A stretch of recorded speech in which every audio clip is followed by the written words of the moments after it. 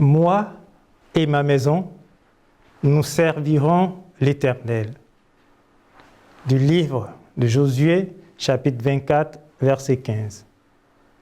Fort de ce verset, je voudrais adresser mes chaleureuses salutations à toutes les familles qui suivent les 40 gestes d'amour pour le carême. Aujourd'hui, conformément au thème, je voudrais parler moins et prier plus pour les familles, surtout celles en difficulté. Puisque le verset 5 du chapitre 10 de l'Évangile de Jésus-Christ selon saint Luc nous dit ceci: « Dans toute maison où vous entrerez, dites paix à cette maison. » Commençons, puisque je suis dans votre maison, grâce aux différents canaux de diffusion, avec une prière pour demander la paix pour la famille. Seigneur, toi qui fais de la paix un don de Dieu pour les hommes, accorde à la famille, et chacun met son nom, cette paix sans laquelle il n'y a ni justice, ni amour, ni pardon. Chasse loin des membres de cette famille l'esprit de colère et de rancune. Apprends-leur à être à l'écoute les uns des autres.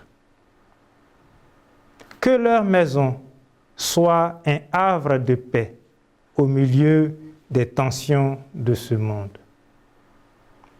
À l'image de ton Église, que le Christ soit la source et le sens de leur vie, pour qu'il règne sur leur famille, lui, le Prince de la paix.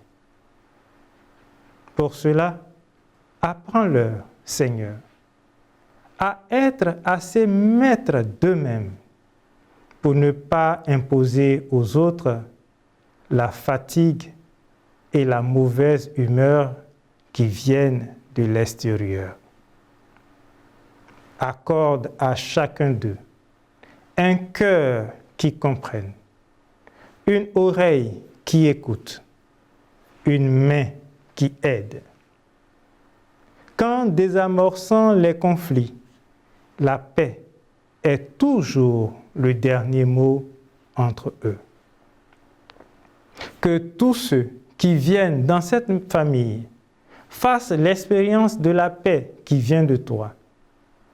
Rappelle-leur toujours l'importance de prier pour la paix, sans laquelle il n'y a pas d'avenir ni d'amitié possible entre les hommes.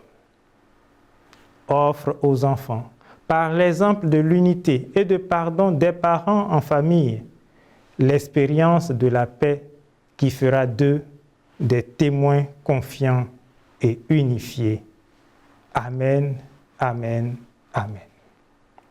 Chers tous, chères toutes, Hosanna disait dans un article qu'il fallait faire face aux défis de la vie familiale avec l'aide de la prière.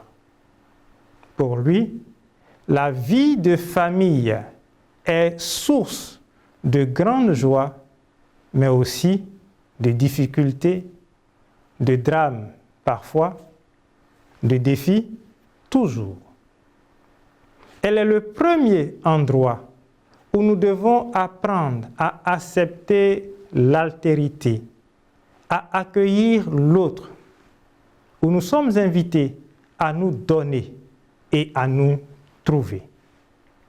Et quelle que soit la difficulté rencontrée, la prière permet de déposer devant le Christ nos craintes, nos peines, nos doutes, et avec lui et l'aide de l'Esprit, de s'ouvrir à la grâce. Cette grâce peut apparaître sous différentes formes. 1.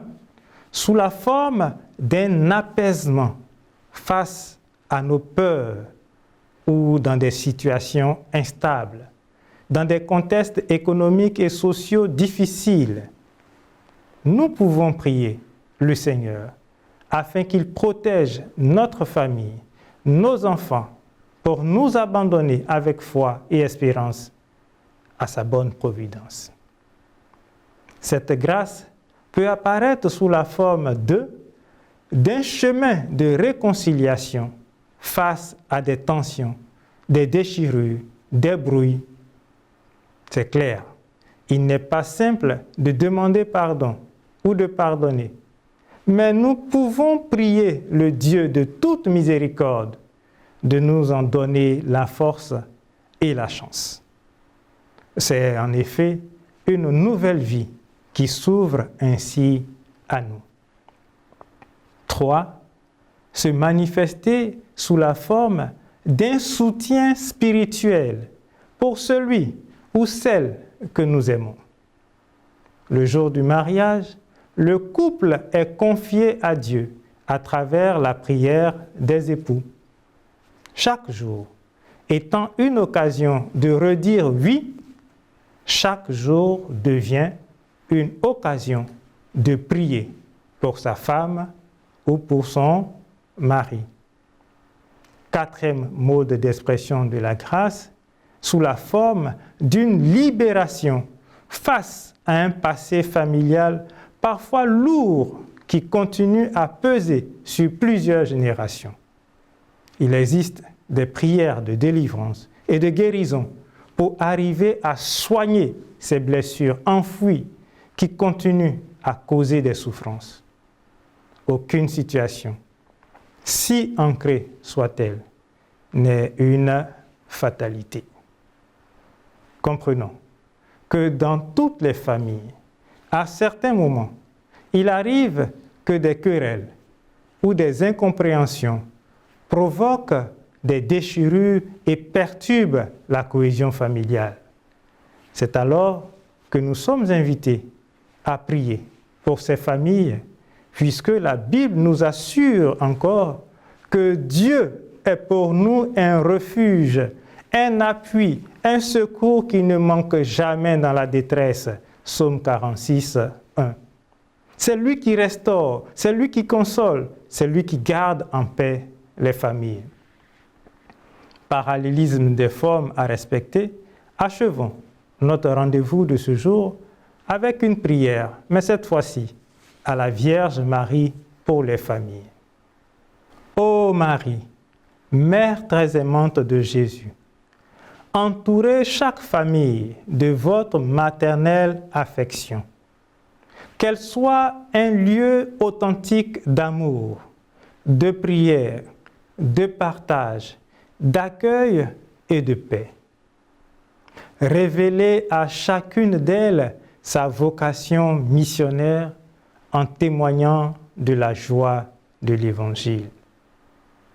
Que votre sainte famille aide les couples en crise à surmonter les difficultés et à en faire des opportunités pour grandir dans l'amour et devenir plus forts. Réconfortez les enfants privés de tendresse, d'écoute et d'éducation. Défendez-les de tout mal. Secourez les familles éprouvées par la maladie, la pauvreté ou la guerre. Avec Saint Joseph, époux et père vigilant, conduisez-nous sur le chemin de la vie.